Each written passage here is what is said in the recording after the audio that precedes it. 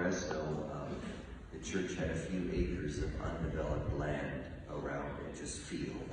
And we always thought about using it for some purpose, but never really acted on it. And then one day somebody in the parish said, why don't we make a community garden? And a community garden, I learned, is land that is set aside. It's on private property, but people set it aside so that it can be used to grow vegetables and herbs and other things for consumption by people who want to work the land. And it really turned out to be a great idea. You know, across from the parish near Fresno State, in the 1980s and 90s, thousands of emigres came over from Southeast Asia, from the country of Laos, known as the Hmong. And they were really a mountainous people and very adept farmers.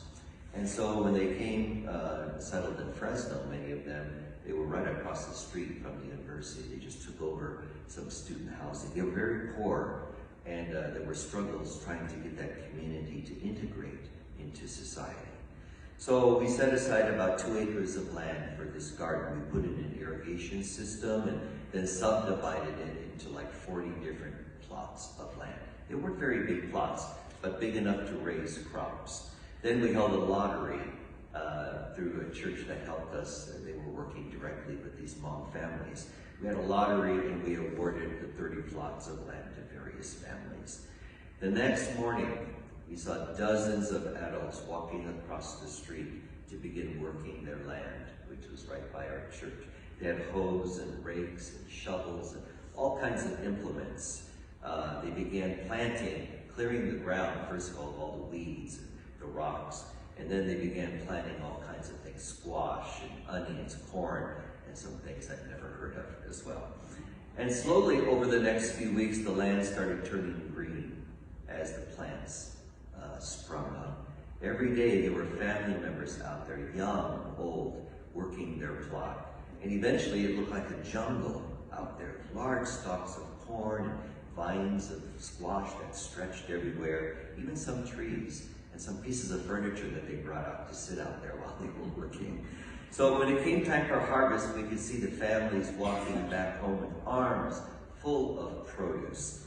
And then the most beautiful thing happened. A group of them came into the church office and with hands full of all kinds of yellow onions and squash and cabbage.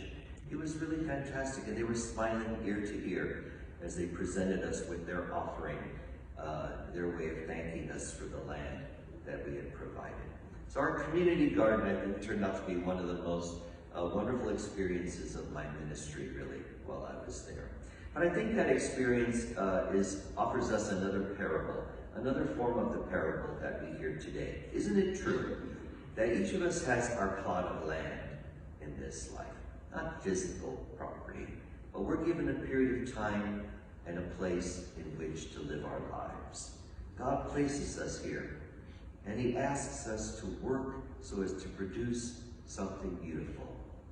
God also gives us what we need, all the implements to work our land. He provides us with skills and talents and gifts which can assist us in living productively.